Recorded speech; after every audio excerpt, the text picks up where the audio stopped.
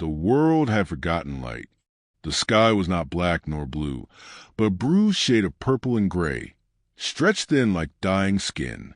The horizon bled with endless twilight, a sun that had drowned long ago, leaving only its corpse. Nothing grew here anymore.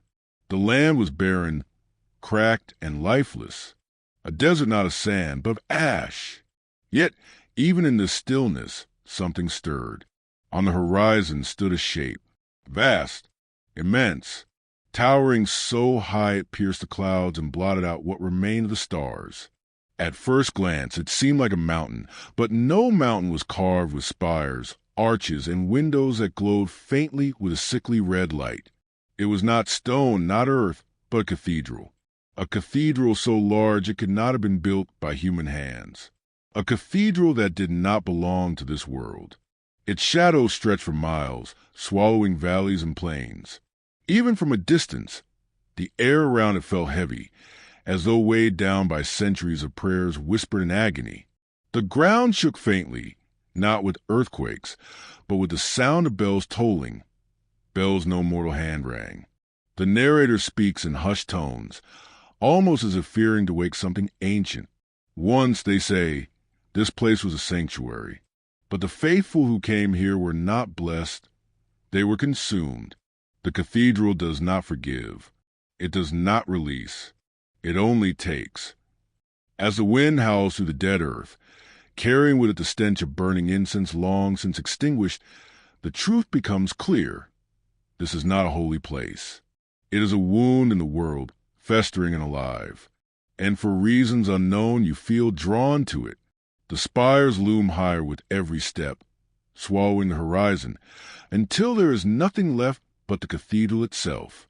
Its windows flicker with an inner glow, as though the building breathes. And when the bells toll once more, the sound is not carried to the air but through the bones, deep and unshakable.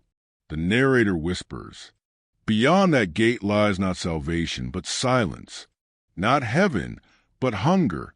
The cathedral of the shadows does not wait, it watches." The bells toll again, louder, closer. The earth itself seems to tremble beneath your feet. And then the silence, a silence, so deep it feels like the entire world is holding its breath. The horizon is gone. The sky is gone. There is only the cathedral. The wind dies before you reach the cathedral's shadow. No rustle of air, no whispered dust, no sound at all. The world falls into an unnatural stillness, as if the land itself has paused to listen. Then it begins, a sound so deep, so thunderous, it rattles the marrow of your bones. The first toll of the bells. It is not the sound of metal against metal. It is older, heavier, a vibration that crawls through the ground, up through your legs, settling into your chest until your heart beats with it. Each toll feels like a hand pressing against your chest, demanding your breath. You look up, high above, towers reach into the void, windows crack like hollow eyes staring down at you. The bells hang within, though no ropes sway, no clappers move. They toll without motion, without cause, as though the cathedral itself wills the sound into existence. And the sound carries with it whispers, not words, not at first, more like broken fragments of prayers, voices layered upon voices, some pleading, some weeping, others laughing with cracked throats. With every toll, the whispers grow louder until they claw at the edges of your mind. You cover your ears, but it does not help. The toll is not heard, it is felt. Inside your head, inside your blood. The second toll. The ground shudders violently. The cracked earth splits wider, bleeding dust into the air. In the distance, you see movement. Shadows rising from the soil like smoke, flickering and trembling with each strike of the unseen bells. The third toll. Now you hear them clearly. Voices, countless voices, all around you. Some whisper promises. Come inside, find peace, find silence. Others growl curses. You are already ours. The fourth toll. A flock of birds burst from the barren land, though no bird should exist here. Their wings are torn, skeletal, dripping with ash as they spiral into the sky, only to vanish before your eyes. The fifth toll. You drop to your knees. The air itself feels too heavy to breathe, pressing down like 1,000 unseen hands. The bells are no longer sound. They are command. They are summoning. They are pulling you forward. The silence that follows is worse. A silence so thick it drowns thought. Your heartbeat slows to match the rhythm of the cathedral's toll. And in that silence, one whisper stands out from the rest. Clear, sharp, certain. Enter. The gates tower ahead, carved with screaming figures, frozen in agony. Their mouths are wide, their hands clawing, as if begging you not to pass. Yet the whisper insists, louder now, echoing across the desolate earth. Enter, and though your body trembles, though every part of you screams to turn back, your legs move on their own, toward the gate, toward the shadow, toward the cathedral. The gates draw closer, but the path that leads to them is not empty. At first, you think the ground is scattered with debris, scraps of wood, cloth, and stone. But when you step closer, you see the truth. These are not ruins. They are remnants. Shoes, torn and weathered, litter the earth. Small ones, large ones. Sandals, boots, slippers, 1,000 pairs, all abandoned mid-journey, all pointing toward the cathedral. Some are half buried in ash, others still tied neatly, as though slipped off in silence before crossing the final steps. And it is not only shoes. Rosaries hang from broken branches. Crucifixes snapped in half and scattered across the dirt. Prayer beads lie tangled together, their threads frayed, their surfaces stained dark with something that looks far too much like blood. You kneel, trembling, and lift a torn veil from the ground. The fabric is soft, fragile, and when you hold it, it crumbles to dust in your hand. It has lain here too long, untouched, waiting. The silence weighs heavier now. It is not the silence of peace. It is a silence of absence, the silence of people who walked willingly into shadow and never returned. Further ahead, you see markings etched into the earth itself. Deep grooves, as though thousands of feet dragged themselves forward, clawing the dirt, desperate not to stop. Some are mere scratches. Others are trenches, where fingers dug so hard the bones might still lie beneath. The air grows colder. You feel the breath of the cathedral, though you are still outside its walls. Every step closer feels heavier, as though unseen hands press down on your shoulders, urging you forward yet weighing you down. Your eyes wander again to the shoes, the rosaries, the scraps of clothing. You realize suddenly there are no bodies, not a single one. Thousands walked this path, left behind everything they carried, yet none of them remain. The bells toll once more, and in that moment the silence breaks. From behind you, from the field of ash, you hear footsteps. Not one pair, not two, countless. A procession of invisible feet following yours, dragging across the cracked ground. You do not dare turn, but you feel their presence closing in, step by step, their rhythm matching your own. The path narrows. The gates rise higher. You whisper to yourself, though you don't remember opening your mouth. They went inside. They all went inside. And still the cathedral waits, its mouth wide open, its gates carved with frozen screams. The shadows around you shift. The footsteps behind grow louder. You realize now you are not walking to the cathedral. The cathedral is pulling you, and it will not stop. The gates stand before you. They are not stone, not wood, not iron. They are something far older, something that breathes when the wind moves, something that seems to pulse like flesh in the dim light of the void. At first, you think they are carved with intricate patterns, twisting lines, spirals, interlocking forms that stretch from the earth to the spires that pierce the blackened sky. But the longer you look, the less they resemble carvings, and the more they resemble faces. Hundreds of them, mouths open in screams, eyes wide, some shut, some hollow, some still glistening wet as though caught mid-blink. The faces stretch across the gates like reliefs pressed outward from within, as though the cathedral itself devoured the faithful and left their last moments as its decoration. You could not look for long. The faces move when you stare. The mouths open wider. The eyes blink slowly, dragging your vision into them. You hear them whisper, not in words, in sounds. The faintest scraping of tongues against teeth, the rattling of dry throats, the subtle hiss of air forced through lungs that should not exist. You stagger back, but your feet meet resistance. The footsteps behind you are closer now. You hear them distinctly. Some are light and hurried, others dragging, broken. They are so many that the ground trembles beneath the procession. But when you turn, there is only ash and silence. Yet the air is different, thicker, as though the crowd is pressing all around you, unseen, pushing you toward the gates. The gates breathe.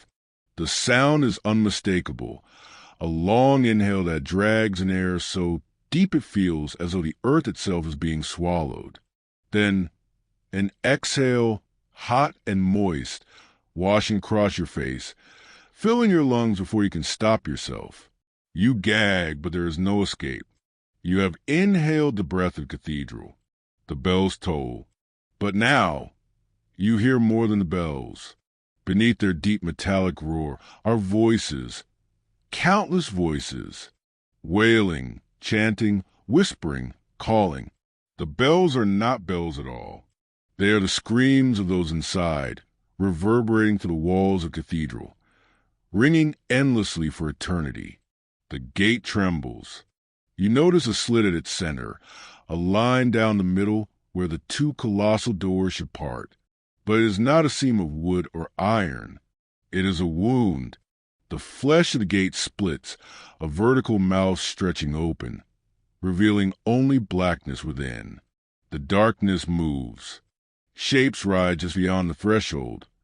Forms that are too tall, too thin, too jagged to be human. They shift with insect-like precision, halting and twitching in unnatural patterns. Their edges blur, as if they exist halfway between shadow and flesh. One of them presses close to the opening. You do not see its body, only its hands. Pale, bone-thin fingers curl around the inner edge of the gate, each digit too long, too sharp. The nails scrape along the surface with a sound like metal dragged against stone. The flesh fingers clutch and relax, as though they are testing the air, testing you. You cannot move. The ground beneath your feet quivers. You look down and realize the earth is not earth. It is skin. The ash you walk through is thinned, and beneath it lies a surface stretched taut, veins faintly pulsing. Cracks in the flesh leaking a black ichor that drips upward into the void. You stumble, gagging. Your shoes stick to it with each step, as though the cathedral itself is deciding whether to let you go any further. The footsteps return. This time, you cannot ignore them. They are behind you, all around you, a crowd that is gathered unseen. You hear children crying. You hear old men praying. You hear women gasping in terror. The sounds overlap, swell, and collapse into a single chorus of hushed, trembling breath. And then one of them touches you. It is light at first, a brush against your shoulder, the press of unseen fingers. Then firmer, grasping, pulling you forward. You whip around, but there is nothing but air. Yet you still feel the hand. It does not let go. The cathedral breathes again. This time, it exhales words. Not any language you know, but you understand them all the same. A command, ancient and irresistible. Enter. The gates split wider, and the flesh tears further apart with a wet, sucking sound. The darkness yawns open like a throat waiting to swallow. The hand on your shoulder pushes harder. More hands join it. Cold, unseen, dozens of them pressing your back, your arms, your neck. You stumble forward, resisting, but the crowd behind you grows impatient. Their silence turns to whispers, the whispers to a chant, the chant to a scream that matches the toll of the bells. Enter. Your body betrays you. Your legs move without your command, stepping across the pulsing ground, closer to the gate, closer to the waiting mouth of Cathedral. The air thickens. The stench of rot fills your nose. Your heart hammers so violently you think your ribs will crack. You're almost there. The gate looms above you, its countless faces shifting, their screams warping into laughter, their hollow eyes rolling to follow you as you approach. The long fingers inside curl back into the shadows, as though satisfied with the offering. You are at the threshold. One last step. Behind you, the crowd erupts into sound. Their whispers, their prayers, their sobs, all become one overwhelming roar, not of warning, but of triumph, because you have reached the place they all reached, because you are the next, because you are theirs. And as the cathedral swallows you whole, the gates close with the sound of thunder and flesh tearing, and the silence returns. The gates have closed behind you. You do not hear them slam. You feel it, a vibration that travels up to the floor, into your bones, into your skull.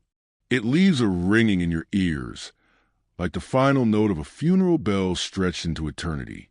The air changes. Inside, the world is not black, not entirely. The walls glow faintly, as if lit from within by veins of ember-red light, pulsing slow, steady, like the heartbeat of some colossal organism. They rise impossibly high, disappearing into a ceiling you cannot see, swallowed by the abyss above. And yet, you are not alone. You hear them before you see them. The whispers. At first they are faint, like the soft wind through a hollow space. But as you walk, they grow sharper, layered, a chorus of voices overlapping in languages both human and inhuman. Some plead, some sing, some laugh, and some mimic. You hear your own voice among them, whispering things you never said, things you wish you had never thought. The sound surrounds you. No, it comes from the cathedral itself. The walls are speaking. You see shapes pressed into stone, outlines of bodies, trapped mid-scream, their mouths wide open, their eyes frozen in terror. Some are small, the size of children. Some are massive, twisted, their limbs stretched beyond human proportions. And every so often one of them moves. A twitch of the finger, a blink of an eye, a mouth opening wider than before. And when they move, the whispers grow louder. You keep walking. There is no other choice. The ground beneath you is slick, damp, glistening as if coated in blood long dried and freshly spilled all at once. Each step echoes, and your echo does not sound like you. It is distorted deeper, mocking. It repeats your footsteps but adds more. Footsteps behind, footsteps beside, footsteps that are not yours. The chamber stretches endlessly forward. There are no doors, no turns, only a straight path deeper into the belly of the cathedral. Yet with every step, the corridor shifts. The walls bend subtly, like ribs closing around a heart. The whispers grow into chants, and the faces in the stone now all look at you. They move together. Every head, every eye, every hollowed mouth, all turn to follow your passing. The chanting stops. A silence swallows the chamber. Then, from above, something drops. You flinch as it lands with a wet thud before you. At first, it looks like a bundle of cloth, black and damp. But then it moves. It unfurls slowly, too slowly, limbs extending at impossible angles, unfolding like an insect dragged out of its cocoon. It stands. Its body is thin, stretched, skin pale and translucent. Beneath it, veins pulse with the same ember glow that fills the cathedral. Its face is hidden, wrapped in layers of that same black cloth, but its mouth is uncovered, and its mouth is not a mouth. It is a hole, a hollow cavity that stretches deep, deeper than should be possible, lined with rows of teeth spiraling inward like a tunnel of fangs. The creature opens its maw wider. The sound that emerges is not a roar, not a scream, but your voice. It repeats your last word. Exactly. Perfectly. Then it repeats the one before that, and the one before that. It is speaking you, peeling your voice backward, syllable by syllable, unmaking your speech. The walls answer. The trapped faces begin to scream in unison, every mouth gaping, every eye rolling back. Their voices join the creature's hollow mimicry until the chamber shakes with sound. Your voice, their voices, endless echoes bouncing and colliding, twisting into madness. You try to run. The corridor stretches, elongates, warps. The creature doesn't move fast. It doesn't need to. Every time you look back, it is closer, not by steps, but by inevitability, as though distance does not apply to it. The faces on the wall are laughing now. Their mouths stretch wide, too wide, tearing at the corners, blood running down their stone cheeks. The whispers are back, louder than ever, and now they speak in words you understand. Stay. Belong. Echo. The ground splits beneath you. Cracks form, glowing with that same ember light, and from them rises a sound of chanting, thousands of voices in perfect unison, calling from the depths below. The creature opens its hollow mouth wider. The air is pulled toward it, dragging you forward, pulling the very breath from your lungs. You stumble, clawing at the ground, but the cathedral will not let you resist. Your arms feel heavy, your chest burns, your vision darkens, as your very soul seems to be sucked toward that spiral of teeth. And just as you are about to be swallowed whole, the chanting stops. Everything stops. The creature freezes. The faces fall silent. The cathedral holds its breath. And from the far end of the chamber, in the abyssal dark, a new sound begins. A single, steady heartbeat. It is not yours. It is deeper, older. It shakes the ground, rattles your ribs, drowns out your own pulse. And with each beat, the creature twitches violently, as if commanded by the rhythm of something greater. Then, with a single violent jerk, it collapses into a pile of cloth and bone at your feet. The echo dies with it. The chamber exhales. The path forward is open again, but the heartbeat remains. Stronger, louder, closer. The heartbeat guides you. It pulses through the walls, through the floor, through your body. Each beat rattles your bones. Each vibration tightens your chest. It is not the rhythm of life. It is the rhythm of something far older, far darker, a pulse that had been echoing long before the world had light. The corridor narrows. The ember veins in the stone grow brighter, throbbing with each beat until they look like arteries, pumping blood through cathedral itself. The air is thick and heavy, humming with power. Your footsteps no longer echo, because the cathedral is listening. Every sound is consumed. Every breath is stolen. You are walking in silence now, though your body still moves, though your heart still hammers. Even your own pulse feels muted, as if the cathedral has taken it from you. Ahead, the path widens. You step into a vast chamber. Unlike the corridors before, this place is different. There are no faces in the walls, no whispers, no echoes. The silence here is absolute, and it presses against your ears until it feels like your skull will crack from the pressure. At the center of the chamber is an altar. It is not stone. It is not wood. It is flesh, a living mass of pulsating tissue, rising from the floor, veins stretched outward into walls like roots, feeding, growing, spreading. And at its center, a heart, a colossal heart, the size of man, bound in black iron chains hammered deep into the floor. It beats slowly, impossibly loud, shaking the ground with every pulse. The silence deepens. When the heart beats, the sound disappears. Not muffled, not quieted, erased. Every vibration, every whisper of existence swallowed into nothing. The silence is not absence. It is consumption. And then you see them, figures kneeling in circles around the heart, cloaked in black, their heads bowed, their arms outstretched. At first they look like statues, unmoving, lifeless.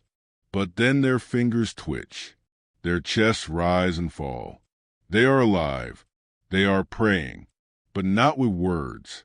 Their mouths are open, stretched impossibly wide, but no sound emerges. Their prayers are silent, their devotion wordless. They give not their voices but their breath, their very essence, offering it to the chained heart. With every beat, you see their bodies weaken, their skin sag, their bones shift close to breaking. They are feeding it. The chained heart shudders, and for a moment its surface splits. You glimpse something within, a black eye rolling beneath the flesh, opening for a breath of time before closing again. It is not just a heart. It is a prison, and something inside is awake. You try to step back, but the silence has weight. It presses against you, holds you in place, suffocates you with its invisible grip. The cloaked figures do not turn, do not break their worship, but the heart feels you. It beats faster. The veins on the walls throb violently. The chains rattle, scraping against the floor, straining, bending, screaming. The silence shatters. A sound erupts. A voice. No, 1,000 voices, speaking as one, rising from the heart itself. You should not be here. The words are not heard but felt. They crawl beneath your skin, settle in your bones, burn inside your skull. The cloaked worshippers lift their heads in unison, their mouths still open, their faces still empty of sound, but their eyes glow with ember-red light, staring directly at you. The voice continues. You walk where no breath belongs. You stand before what should never beat. You are mine now. The chains tighten, as though holding back the thing inside, but the floor cracks with each beat. The chamber trembles. The worshippers rise slowly to their feet, their bodies stiff, their movements unnatural. Their mouths stay open, gaping wider, wider, until their jaws snap and hang loose, blood dripping down their cloaks. They walk toward you, silent, unstoppable. The heart beats again. The silence slams into you like a wave, tearing the breath from your lungs. You try to scream, but there is no sound. You try to run, but your legs feel heavy, chained by the silence itself. The worshippers are closing in. Behind them, the heart thrashes, tearing at its chains, splitting open wider. You see claws pressing against the flesh from the inside, teeth grinding. The black eye opens again, and this time it does not close. It is awake. It is watching. And it is hungry. The worshippers reach for you with broken hands. And in the silence, one thought sears into your mind, not your own, but placed there, planted deep like a seed that will never stop growing. You are not a witness. You are an author. The chamber shakes as the chains groan, straining against the monstrous heart. Every beat tears the silence wider. Every pulse splinters a stone beneath your feet. The air grows heavy, impossible to breathe, and yet you cannot move, cannot turn back. The worshippers advance, their jaws broken open, their eyes burning with ember light. Their footsteps are soundless, but the silence they bring is heavier than any scream. They raise their hands, twisted and broken, reaching not to strike, but to offer you, to present you to the thing that rides inside the living altar. The heart convulses violently, splitting along its surface. Flesh tears, blood sprays across the chamber in steaming rivers.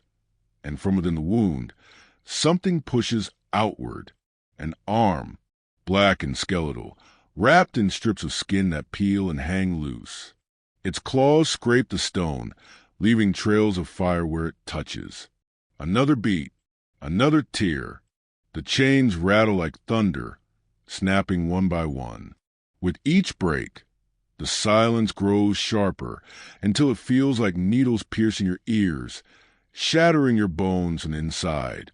The worshippers fall to their knees, their mouths stretched so wide their faces split, offering themselves fully. Their bodies collapse, withered and hollow, their souls pulled into the beating heart. The eye within the heart opens fully now, vast and black, rimmed with burning veins of red. It fixes on you, and in that instant you understand, you are not simply being watched. You are being measured, weighed, judged. The voice returns. You are the last. The floor cracks apart, and from beneath, more veins rise, writhing like serpents, wrapping around the pillars, tearing the ceiling apart.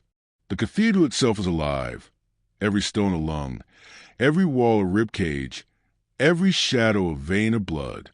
And at its core, the thing within the heart stretches its limbs, eager to break free. The final chain snaps. The silence ends. A roar erupts. Not a sound of this world, not a sound at all, but a tearing of reality itself. The flesh of the heart bursts open, and the creature emerges. Its body is made of shadow and bone, its face hidden beneath a crown of nails hammered directly into its skull. Its ribs are spread open, exposing nothing within, a hollow cage that swallows the light around it. It does not walk. It crawls, pulling itself forward with claws that gouge the earth, dragging its colossal body out of the altar.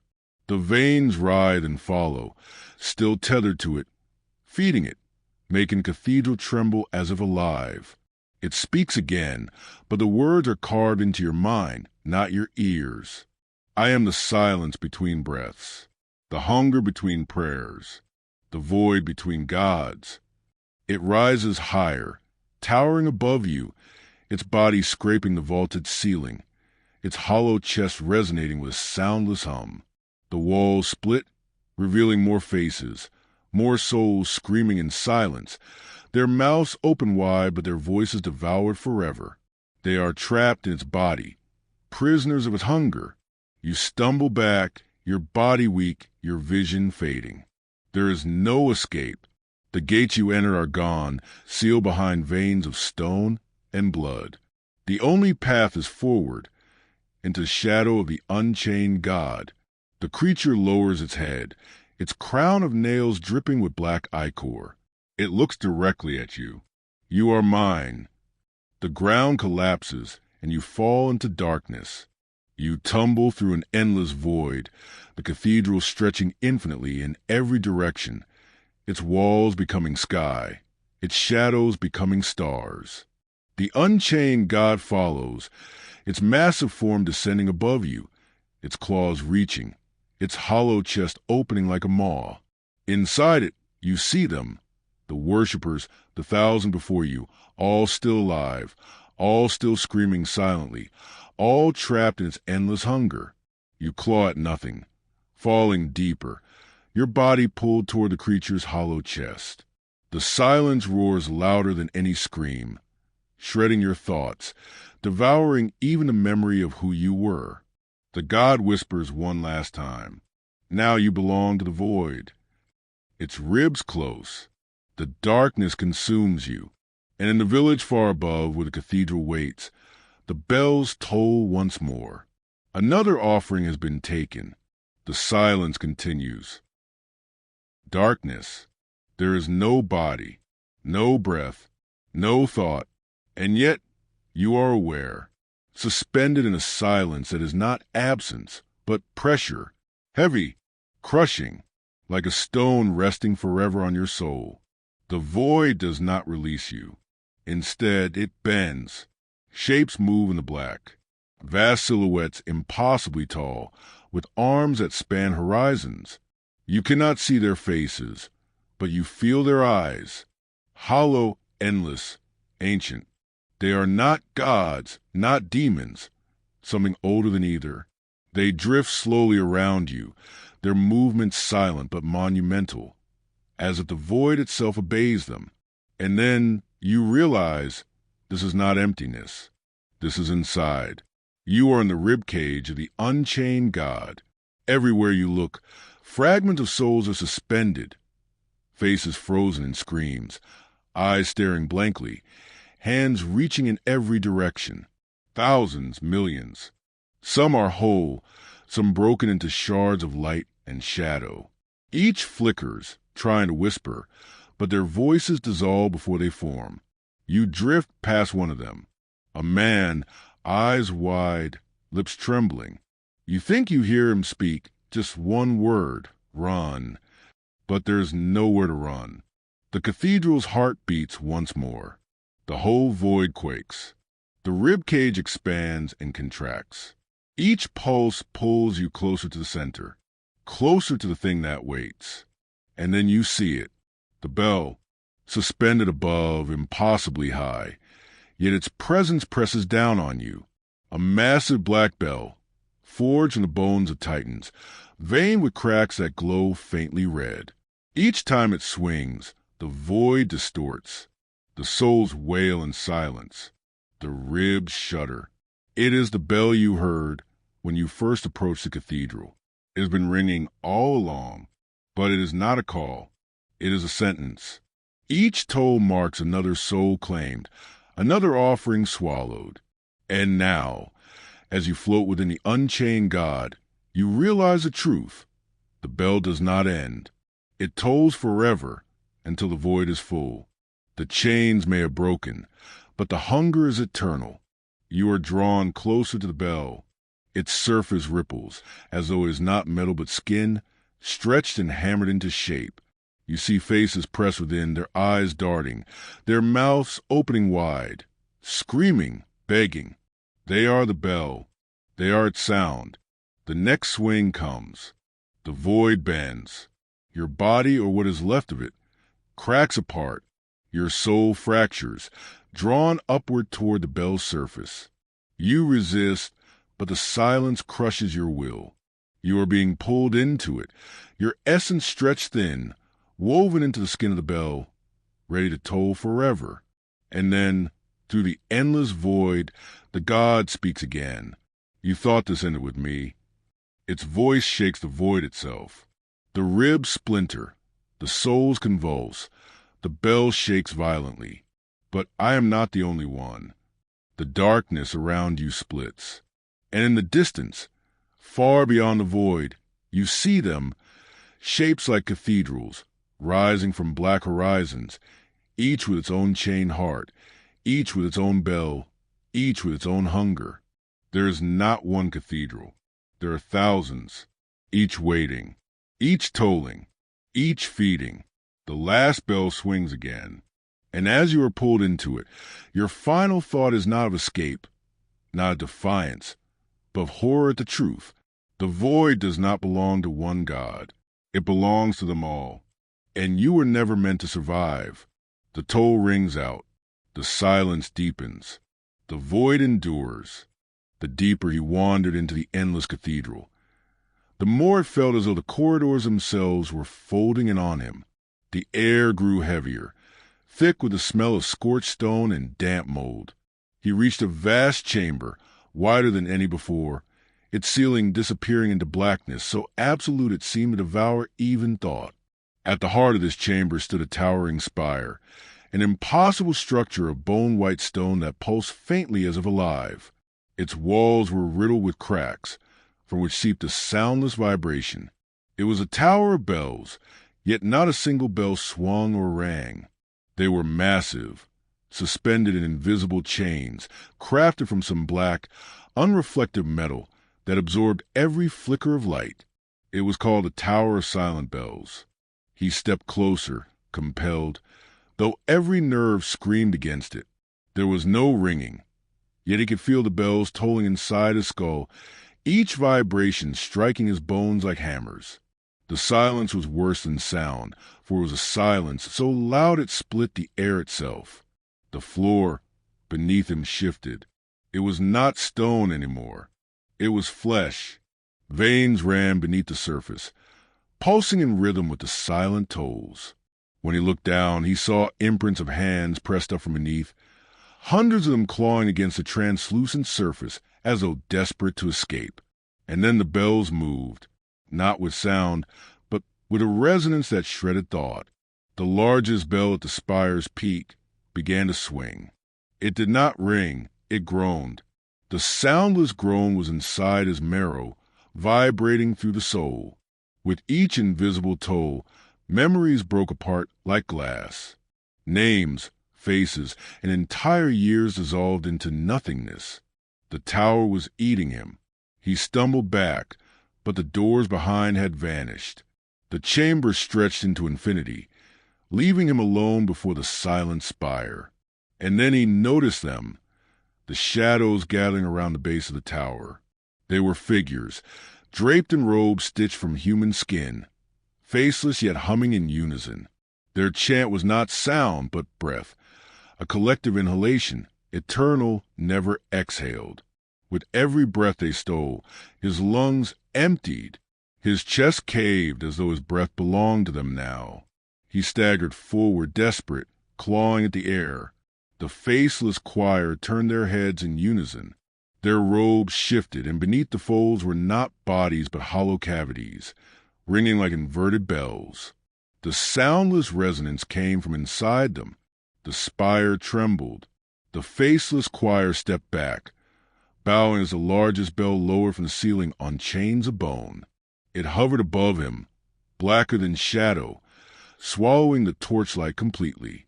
Its mouth gaped wide, and inside was not hollow metal but a tunnel of screaming faces, thousands of souls trapped in the silence, their mouths open in eternal cries that could not be heard. And then the bell dropped, not onto him, through him. It passed through his body as though he were air, and when it emerged, he was no longer himself. His reflection shimmered in the bell's obsidian surface. It was his body, but the face was blank, featureless, robbed of memory and identity. He was becoming one of the choir. The spire shook harder. The bells swung in their noiseless rhythm, tearing at reality itself. He tried to resist, to hold on to one memory, one fragment of who he had been, but they slipped away like ashen water. The cathedral demanded silence, eternal silence. And in the last flicker of thought before the void consumed him, he understood the truth. The Tower of Silent Bells did not toll for the dead. It tolled for the living, those foolish enough to enter. The faceless shadows welcomed him, and as his body moved without his will, he joined the endless inhalation, the breathless hymn of the damned. The bells did not ring, yet their silence would echo for eternity. The tower dissolved into smoke, and when the haze cleared, he found himself standing at the threshold of another chamber. This one was colder, so cold the air sliced at his skin like shards of glass. The door behind him sealed with a groan, and what lay ahead made his stomach lurch. The chamber stretched into eternity, walls and ceiling unseen. The floor was smooth stone but alive, slick with a sheen of black liquid that reflected not his face, but countless others, warped and screaming in silence. He took a step forward, and the reflections moved not with him, but toward him. Then the walls breathed. From the stone, lids began to peel open, thousands of them. Eyes of every shape, color, and size, sprouting from the walls, the ceiling, even the ground beneath his feet.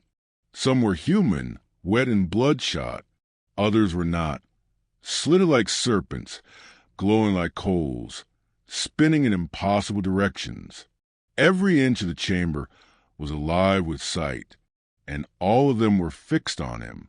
He felt it immediately, the weight of their gaze pressing into his skull like nails. His skin burned under their watch, as though their vision peeled away his flesh to lay bare the marrow. He staggered forward, trying not to look, but the eyes followed. They blinked in slow, hideous unison, the sound like wet cloth being torn. Then the whispering began, not spoken words, but thoughts, flooding into his mind from every direction. Thousands of voices, whispering fragments of memory, fear, and madness. He heard his own thoughts repeated back at him, twisted and stretched. He heard secrets he had never known, sins of strangers, cries of the long dead, confessions from mouths sewn shut. The eyes were not watching.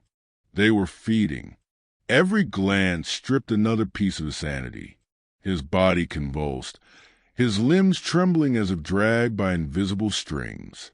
The eyes widened, and the chamber seemed to breathe heavier, hungrier.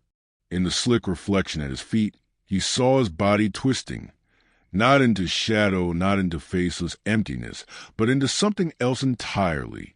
His skin stretched taut, translucent, revealing more eyes beneath the surface. His veins pulsed, not with blood, but with light, each heartbeat forcing new eyes to swell and split open across his body, first his arms, then his chest, until dozens of wet, blinking orbs bulged through his flesh. Each of them opened at once, staring in all directions, feeding the chamber with fresh sight. The whispering grew louder. Now he could no longer tell which thoughts were his. Every blink from the thousands around him echoed inside his skull. The more he resisted, the more his body betrayed him. His legs moved on their own, dragging him deeper into the chamber. His mouth opened, not to scream, but to reveal another eye, rolling and bloodshot, gazing outward. And then he realized a horror. This was a crypt of endless eyes. It was not a place. It was a hive. Every figure who had ever entered the cathedral, every soul trapped within its walls, had been absorbed here, transformed into sight itself. To see was to serve. To be seen was to be consumed. He fell to his knees, the stone beneath him splitting open. Inside the cracks were more eyes, blinking up at him, unblinking in their hunger. The whispers surged into a deafening chorus. His vision fractured, seeing the cathedral from every angle at once. 1,000 perspectives burned into his mind. Corridors he had not walked, altars he had not touched, horrors he had not yet reached. He was no longer one man. He was many. He was a fragment of the cathedral itself. As the last of his individuality drained, one truth struck him with merciless clarity. The Cathedral of the Shadows was not built of stone, nor flesh, nor bone. It was built of watchers, souls transformed into eyes, bound to observe eternity in silence. The chamber blinked, and he blinked with. When the chamber of eyes finally dimmed, he thought, foolishly, that the torment was ending. The whispers sank into silence. The walls of vision melted into black stone, and the cathedral's vast echo returned. He stumbled forward, hollow, half-blind from the 1,000 gazes still burning in his mind. A new door awaited him. Unlike the others, this one was not carved of wood or stone. It was made of bone, tall femurs and rib cages woven into an arch, skulls stacked like bricks, jaws frozen in silent wails. When he touched it, the bone was warm, pulsing faintly, like veins still carried blood. The door swung open. Inside stretched a hall unlike anything he had seen before, colossal, endless, lined with thrones of decayed grandeur. On each throne sat a figure clad in the tattered remnants of holy robes, their crowns rusted, their flesh gone to rot. Some were skeletal, jaws hanging loose. Others were bloated corpses, skin waxing pale, their eyes crawling with maggots. Their hands, once raised in benediction, now clutched rotting staves and broken relics. They were saints, once revered, now ruined. The air smelled of incense and putrefaction, thick and choking. As he entered, the vast row of corpses stirred, heads turned slowly, brittle necks creaking, empty sockets and mold-filled eyes fixed on him. A chorus of hollow breaths echoed down the chamber, like the sighs of graves exhaling their last secrets. He staggered forward, unable to resist. The thrones loomed higher as he walked, the saints towering like gods of decay. Each step carried him deeper into the hall until he reached the center, where one throne was greater than all the rest. Upon it sat a figure far worse. Unlike the others, this saint still bore flesh. His face was a mass of waxen rot, his lips stitched together with black cord. His hands were fused to the armrests of his throne by melted bone.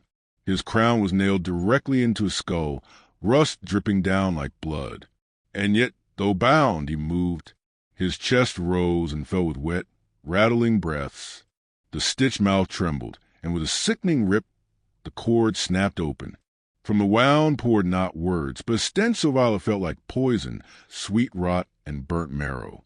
Then came the voice. You walk where none should tread. The voice was not sound. It was rot itself, vibrating in marrow, seeping through veins. His knees buckled under its weight. He wanted to flee, but the cathedral would not allow it. The rotting saint lifted one hand. The bone fused to his throne cracking. His finger extended, pointing directly at the intruder. At that gesture, the other saints rose in unison, their bones creaking, their decayed flesh peeling. Some dragged broken staves. Others lifted relics dripping with blood long dried. The saint's voice shook the hall again. Every saint is a sinner whose corpse was made holy. And then the thrones began to bleed. From beneath the seats of the saints, black ichor spilled, flooding the hall in waves. The liquid reeked of centuries of rot, and faces swirled within it. Faces of pilgrims who had once prayed in these halls, their prayers answered not with salvation, but eternal damnation. He tried to climb the steps to escape the flood, but the ichor was alive. It reached with tendrils, pulling at his legs, dragging him down. He clawed, screamed, but the saints only watched, their sockets empty, their smiles widening as flesh sloughed off their skulls. The rotting saint leaned forward on his throne, and his crown of nails rattled. You are not a pilgrim, the voice groaned. You are a sacrifice. All who kneel here are bound to rot. All who breathe here belong to us. The ichor surged higher, drowning him to his chest. Faces pressed against the skin from beneath the surface, crying, begging, whispering his name in voices he recognized. They were the voices of the dead he had known, twisted into mockeries. He screamed again, but the cathedral swallowed the sound. At the peak of his terror, the ichor surged one final time, pulling him under. Darkness wrapped him, thick and suffocating. Yet through it all, the saints' hollow chorus followed him, chanting words he could not understand. And then silence. When he opened his eyes again, he was no longer in the hall. He was seated on a throne of his own. Rotting robes hung from his shoulders. His skin cracked, flaking into dust, and above his brow, heavy and rusted, a crown was nailed into his skull. He tried to scream, but his lips had been sewn shut with black cord. His body was no longer his own. He had joined them. The throne of rotting saints had claimed him. The silence was worse than the chanting. Silence after endless voices feels like being dropped into an abyss where even thought is muffled. He sat upon the throne, his body foreign and rotting, his lips sealed shut with black cord, his skull weighed down by the crown of nails. He should have been trapped forever. But the cathedral was not finished with him. A vibration began beneath the stone, subtle at first, then growing, rattling the marrow of the earth itself. The thrones around him shook. The corpses of saints groaned, their mouths gaping wide as if to scream, but no sound escaped. And then, with a slow groaning like a mountain splitting, the throne beneath him split open, dropping him into darkness. He fell endlessly until he landed on cold stone. When he stood, he realized where he was. A tower rose around him, spiraling upward into shadow. Its walls were narrow, the stone wet, and from above came the tolling of a bell. But it was not a sound. It was pressure, a vibration that pushed into his skull, ringing in his bones. The bell tower. Each toll made his vision blur, and in the blur he saw figures. Not whole, just fragments, eyes, mouths, hands clawing at the walls. They were shadows of those who had once stood where he now stood. And with each toll of the bell they screamed, not aloud but inside him, screams that clawed at his mind, shredding thought, each one more piercing than the last. He climbed the spiral staircase, driven not by will but by compulsion. The steps were slick with something that clung to his hands and knees, sticky like tar, smelling of burnt hair. The tolling grew louder the higher he climbed, and so did the silence between each toll, a silence so dense it crushed the breath from his lungs. At intervals along the stairwell, he passed alcoves. In each alcove hung a body by the throat, suspended by ropes that seemed to grow out of the stone itself. Their faces were frozen mid-scream, mouths stretched wide, throats torn raw. But no sound left them. Their eyes followed him as he climbed, pleading, begging, damning. The higher he went, the more the tower shifted. Steps warped into bone. The walls became ribs, curving inward, pulsing faintly with the rhythm of a giant heart. The bell's toll came faster, harder, until it was no longer a toll, but a constant vibration. Blood dripped from his ears, his nose, his eyes, yet still he climbed. At last he reached the top. The bell hung massive and black, suspended by chains that were not metal but sinew and veins. Its surface was carved with faces, hundreds of them, screaming silently, their mouths open in eternal agony. Each toll stretched their faces, warping them, as if their skin were being torn from their skulls again and again. Beneath the bell stood the ringer. It was not a man. It was a thing shaped like one, tall, gaunt, its skin stretched too tightly over bone. Its face was featureless except for a gaping mouth that reached from ear to ear, stitched at the corners with hooks to keep it open. No eyes, no nose, just the endless mouth. Its hands were long, bony, and fused to the rope of the bell. The creature pulled. The bell swung. The tower screamed. He tried to cover his ears, but it didn't matter. The sound was inside him, ripping apart the last pieces of his humanity. He staggered, his head splitting and collapsed. On the floor beneath the bell, he saw his reflection in the black metal surface. But it was not him. It was his face, but stretched wide, the lips torn open, mouth screaming silently like the others. His eyes were gone, hollow pits. His skin peeled back with every toll. The creature turned toward him, the gaping mouth trembling as if to speak. And in the pause between tolls, he heard words for the first time in hours. Every scream is taken. Every voice is silenced. You will join the bell. The creature reached for him, its fingers splitting into hooks of bone, sinking into his flesh. He was dragged toward the bell. His reflection warped further, his mouth splitting wider, until it was not a mouth but a wound across his face. The bell tolled again. His scream joined the choir of silent mouths upon its surface. And the last sound he ever heard was his own silence. He woke to warmth, not comforting warmth, but the suffocating embrace of flesh pressed too close. He could not move at first, his arms pinned, his legs bound, something soft and wet clinging to him. When his eyes adjusted, he saw he was inside a corridor, but the walls, they were no longer stone. They were flesh, pale, quivering skin stretched tight across the cathedral skeleton, stitched with crude black thread. Veins pulsed faintly beneath it, pumping dark blood that smelled of rot. The floor beneath him was not stone but muscle, fibrous and twitching, throbbing with each step he forced himself to take. His palms came away slick, leaving trails of crimson, the chapel of skin. As he moved forward, the walls began to shift, faces pressed outward from beneath the flesh, as though souls were trapped inside, their features distorted, their mouths opening and closing in silent cries. Fingers tore through in places, twitching before being dragged back under. The skin stretched, tore, and healed again instantly, as if alive. He stumbled into the main chamber and nearly collapsed. An altar stood at the center, but it was not wood or stone. It was a pile of bodies, flayed faceless, sewn together into a grotesque sculpture. Their skin had been peeled and stretched across the high arches like tapestries, their tendons woven into banners that swayed though no wind blew. Above, chandeliers of bone dripped with blackened fat that burned like candles, the smoke heavy and choking. The air was thick with the smell of meat, raw and ancient.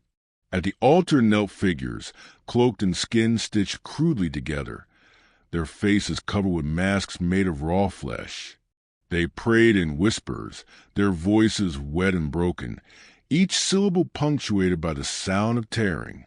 They did not look at him, but their prayers shifted as he entered, aligning with his footsteps. The words were not his language. They were older, but their meaning was carved directly into his bones. They were calling something. They were inviting him to join it.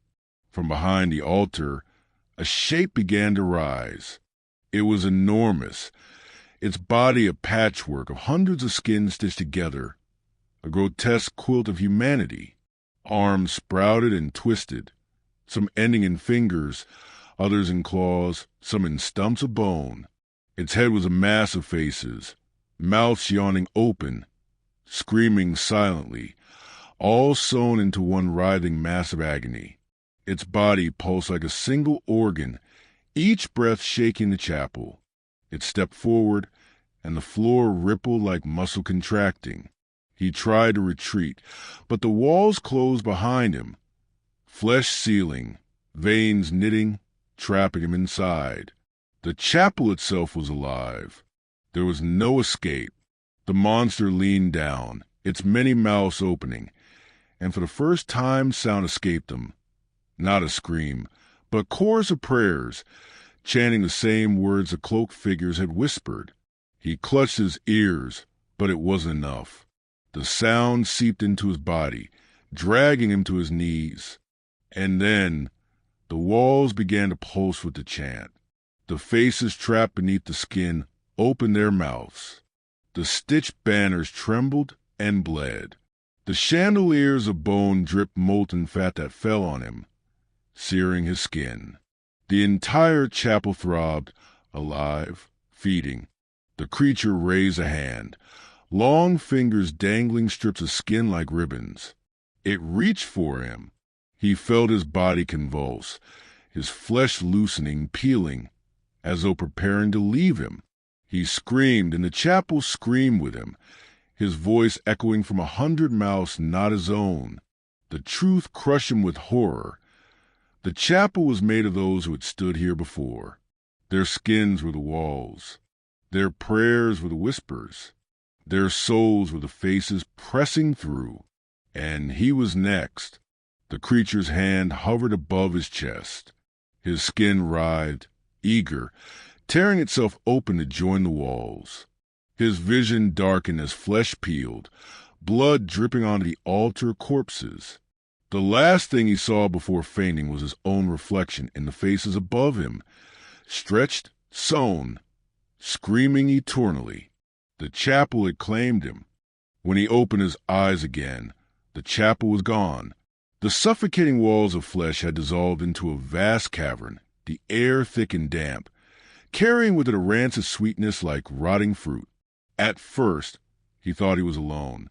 Then he heard it, soft at first, then swelling, rolling through the darkness like a wave.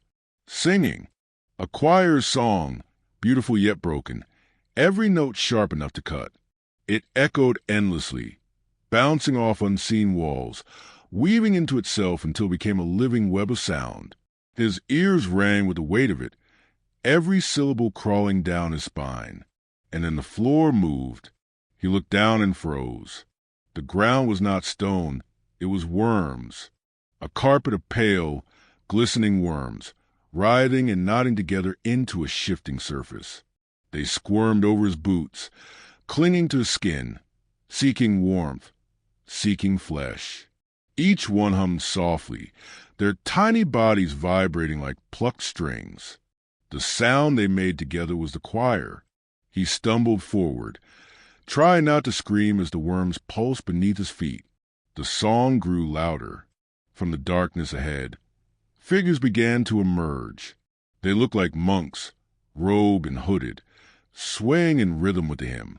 But as he drew closer, he saw that their robes were not fabric. They were made of worms, millions of them, writhing in unison, shaping the outline of a body where none existed. Their faces were hollow voids, yet sound poured from them, raw and unending. The choir of worms. As they sang, worms poured from their mouths, spilling in cascades, wriggling down their shifting robes, disappearing back into the floor. Their song shook the cavern, splitting open walls of flesh and stone to reveal pulsating cavities lined with teeth. The very air vibrated, threatening to split him apart. He covered his ears, but it was useless. The sound did not pass through air. It burrowed inside him. His ribs ached with each note, vibrating like a harp string. His heartbeat faltered, syncing with the rhythm of the hymn.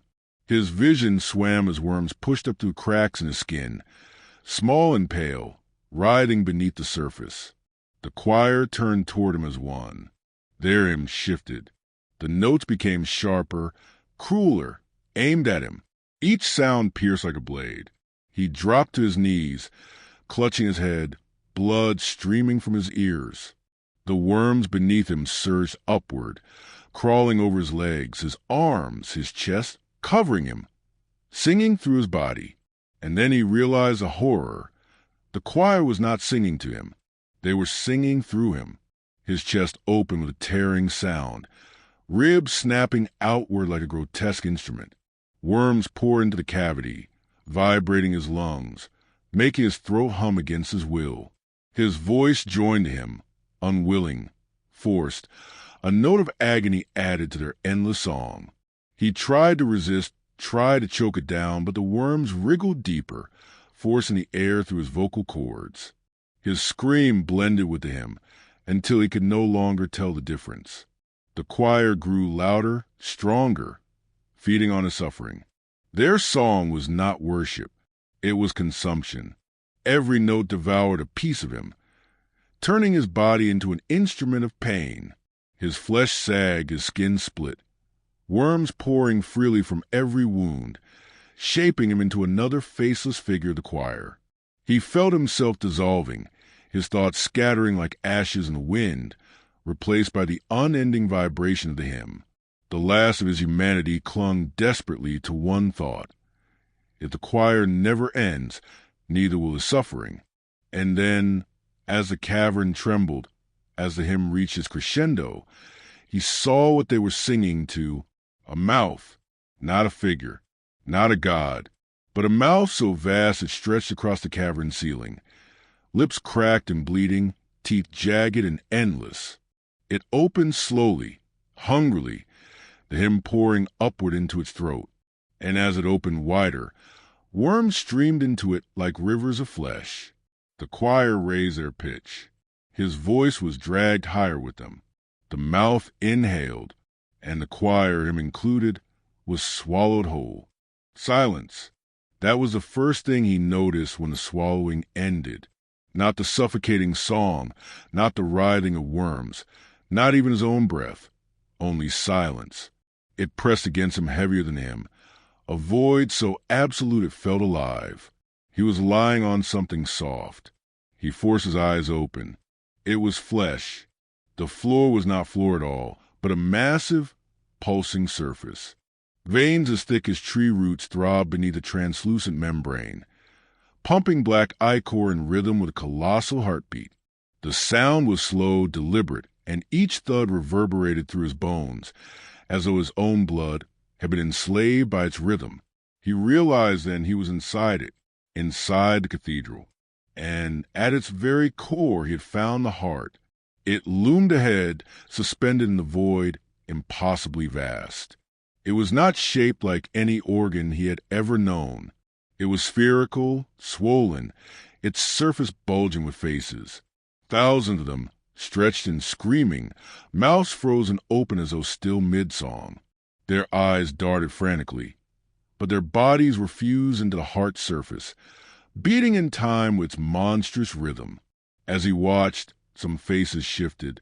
They wept, they whispered, and then, horrifyingly, they began to speak in voices that were not their own. Stay, join, bleed, sing. The voices weren't begging. They were commands. He stumbled back, but the floor pulsed beneath him, veins wrapping around his ankles, rooting him in place. His body convulsed as the black ichor surged upward to the veins, into him, infecting his blood. His heartbeat faltered, and then synchronized with the cathedral's. Thud, thud, thud. The silence shattered. The faces on the heart began to scream, their mouths splitting wider, merging together until the entire organ became a single, gaping maw. From a poor sound unlike anything before, not music, not words, but raw anguish made manifest. The air quivered, walls shook, and flesh tore itself open, birthing shapes from the void. Figures emerged from the walls, shadow bodies without faces, dripping black ichor, their limbs bending unnaturally as they crawled closer. They did not walk. They dragged themselves, pulled by invisible strings tied to the heartbeat. Every step they took, his heart stumbled in his chest. The cathedral wanted him. The walls closed in, arteries tightening, ribs snapping down like gates. There was no way out, no escape, only the heart, pulsing, waiting, hungering. And then he understood this was not a cathedral at all. It was a womb for something not yet born. To him, the worms, the shadows, everything had been feeding it, preparing it. Every scream, every prayer, every drop of blood collected inside this living prison, swelling the heart until it could break free. The heart pulsed violently now, splitting down the middle. Black ichor gushed like rivers, faces on its surface tearing apart into unrecognizable flesh. A shape pushed against a membrane from inside, something vast, something clawed, something that had waited in darkness for eternity. And the cathedral whispered into his mind, one last time, "You are the final offering." The veins erupted, piercing his flesh, dragging him forward. He screamed as he was pulled across the pulsing floor, his body dissolving into tendrils of blood and shadow. The heart opened for him, its teeth-lined fissure yawning wide, pulling him into its core. Inside was not death. Inside was eternity. He felt himself stretched, broken, rebuilt. His voice was stolen, bent into a note of the eternal him. His body was stripped away, but his awareness was bound to the rhythm. He was no longer a man. He was part of the cathedral, another screaming face in the heart.